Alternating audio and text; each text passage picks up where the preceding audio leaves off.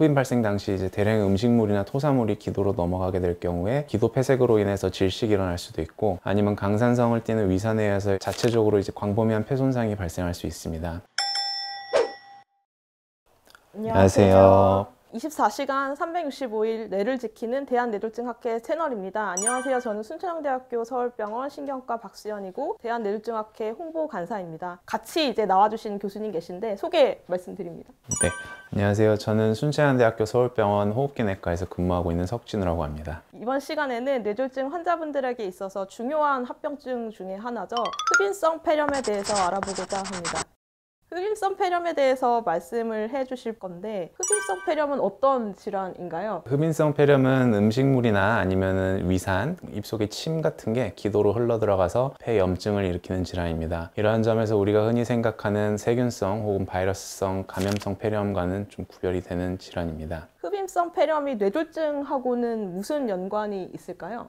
흡인성 폐렴은 말 그대로 이제 사례가 들리면서 발생하는 폐렴이기 때문에 뇌졸중 후에는 이제 합병증으로 누워 지내시거나 의식이나 삼킴 기능이 저하되면서 침이나 음식물이 기도로 쉽게 넘어갈 수가 있습니다. 따라서 뇌졸중 환자에서의 흡인성 폐렴을 뇌졸중 관련 폐렴이라고도 하며, 연구에 따라 통계는 다양하지만 많게는 뇌졸중 환자의 절반에서 흡인성 폐렴을 경험한다고 알려져 있습니다. 뇌졸중 집중치료실이라고 하는 곳들이 뇌졸중 환자들을 치료하는 곳인데, 거기서 이제 적절히 환자를 치료를 하고 있는가라고 하는 것들을 평가하는 항목들이 있습니다. 그 중에 하나가 이제 폐렴 관련한 항목이 실질적으로 있거든요. 그래서 흡인성 폐렴이 생기지 않게끔 하는 것도 되게 중요한 뇌졸중 환자의 치료 중에 하나가 되겠는데, 폐렴이 생기는, 특히 흡입성 폐렴이 발생하는 중요한 이유는 무엇일까요?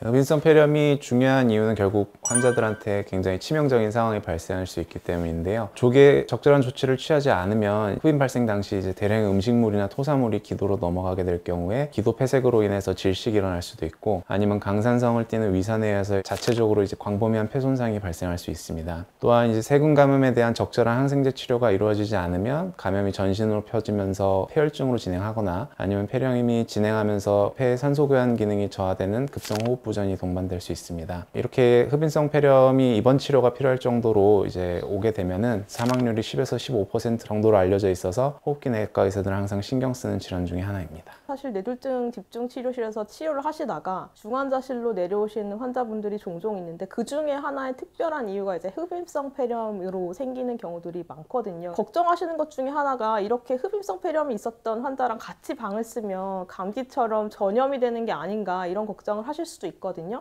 실제로 이제 전염이 되기도 하나요? 아닙니다. 흡인성 폐렴은 아까 말씀드린 대로 감염성 폐렴과는 좀 달리 입속의 침이나 아니면 음식물, 위산 내용물들이 이제 폐로 넘어가면서 생기는 질환이기 때문에 일반적으로는 전염되지 않습니다. 다만 이제 흡인성 폐렴 환자분들의 경우 이제 오랜 기간 동안 의료기관이나 집단시설에서 지내시는 분들이 많기 때문에 요즘 이제 이슈가 되는 가제내성균 노출, 아니면 갖고 계신 분들이 많아서 다른 환자분들께 전파가 되거나 이럴 수가 있어서 환자 처치 시에 꼭 손위생 등을 철저히 하시는 것이 중요할 것 같습니다. 뇌졸중 환자들은 대부분 누워 계시는 경우들이 있는 분들이 계셔서, 그런 경우에 이제 면역력이 저하되면서 더더욱이나 폐렴이 많이 생길 수가 있는데, 특히 이제 흡입성 폐렴이 중요하게 관리가 좀 되어야 되겠네요. 흡입성 폐렴이 주요 위험인자 중에 뇌졸중이 포함이 될 텐데, 그거 말고도 또 무엇이 있을까요? 한마디로 이제 잘 못 삼키는 분들이 될 것 같습니다. 대표적으로 이제 고령이라든지 치매, 파킨슨병, 이런 만성 신경과적 질환들을 생각하시면 될 것 같습니다. 신경과 질환이 연관이 진짜 많은 것 같은데요. 네네. 그래서 뭐 하나씩 열거해 보자면, 삼킴장애나 아니면 기침 반사가 저하된 분들, 아니면 의식이 좀 저하되어 계신 분들, 아니면 누워서 지내는 생활을 계속 하시는 분들이나 구토 등의 이제 위식도 역류 증상들이 잘 나타나는 분들입니다. 이에 더해서 이제 흔히 콧줄이라고 부르는 비위관이나 아니면 기관이 삽관되어 있는 경우에는 위식도 접합부의 괄약근 약화, 아니면은 기관 삽관된 경우에는 성대 열림으로 인해서 음식물 역류, 그리고 타액 흡인이 되기가 쉽습니다. 또한 구강위생이 불량할 경우에는 침이 고이기도 하고, 아니면 침 내에 이제 세균도 증식을 잘하게 돼서 흡인성 폐렴 발생 위험이 높아집니다.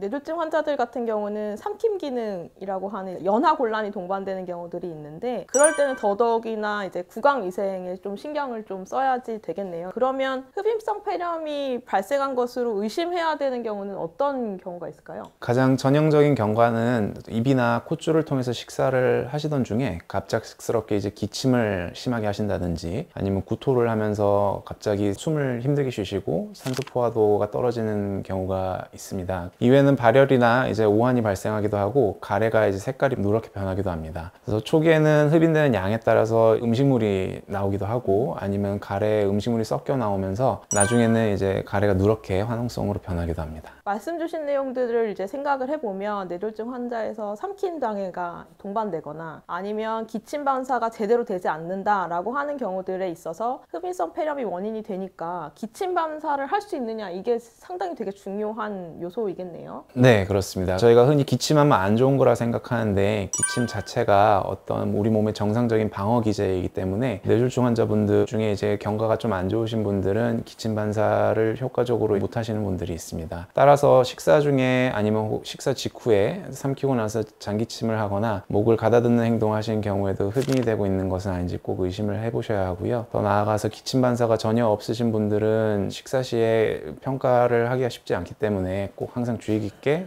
관찰하시는 것이 중요하겠습니다. 네. 기침 반사가 없다라고 하는 분들에서는 흡인이 되는지 어떻게 알 수가 있을까요? 간접적으로 잘 살펴봐야 하는데요. 입으로 식사하시는 분들의 경우에는 음식물을 잘 삼키지 못하고 계속 입안에 머금고 있거나 바깥으로 계속 흘리시는 경우, 음식을 삼킬 때 목의 움직임이 부자연스러운 이제 삼킴 장애가 동반되어 있는 경우가 많기 때문에 흡인 가능성은 없는지 한 번씩 꼭 평가를 해보시는 것이 좋을 것 같습니다. 뇌졸중 환자들 중에서는 삼킴을 제대로 잘 못하시니까 지위관이라고 하는 콧줄을 사용을 하거나 아니면 위루관이라고 하는 뱃줄까지 이제 만들어서 식사를 하시는 경우가 있는데 그런 경우에는 어떻게 할까요? 네, 그런 경우에는 이제 입으로 넘어가는 게 아니기 때문에 구토가 되는지 아니면 위식도 역류가 없는지 봐야 되는데 매 식전마다 위내에 내용물이 남아있지는 않은지 주사기를 한번 당겨서 내용물이 얼마나 나오는지 한번 확인해 보고 소화가 되지 않고 영양제가 그대로 있는지 이런 것도 확인하는 게 도움이 될 것 같습니다. 그리고 식간에 이제 구역질이나 구토를 하진 않는지 한 번씩 계속 봐주시고 직접적으로는 이제 석션을 할 때 기도나 구강에서 음식물이 섞여 있지는 않은지 그때그때 한번 확인해 보면 좋을 것 같습니다. 네, 그래서 저희가 항상 이제 환자 식사하기 전에 그다음에 콧줄을 가지고 계신다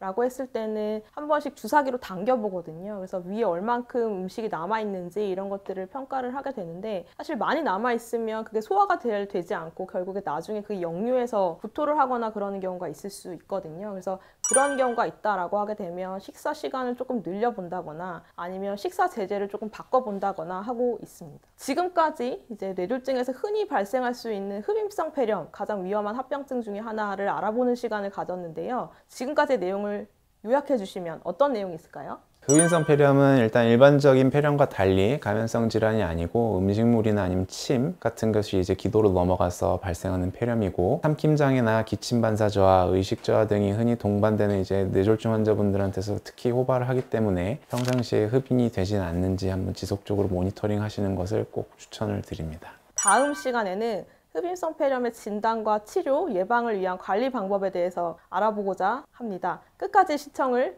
해주시고요. 이 영상이 도움이 되셨다면 구독, 좋아요, 알림 설정 부탁드립니다. 감사합니다. 와.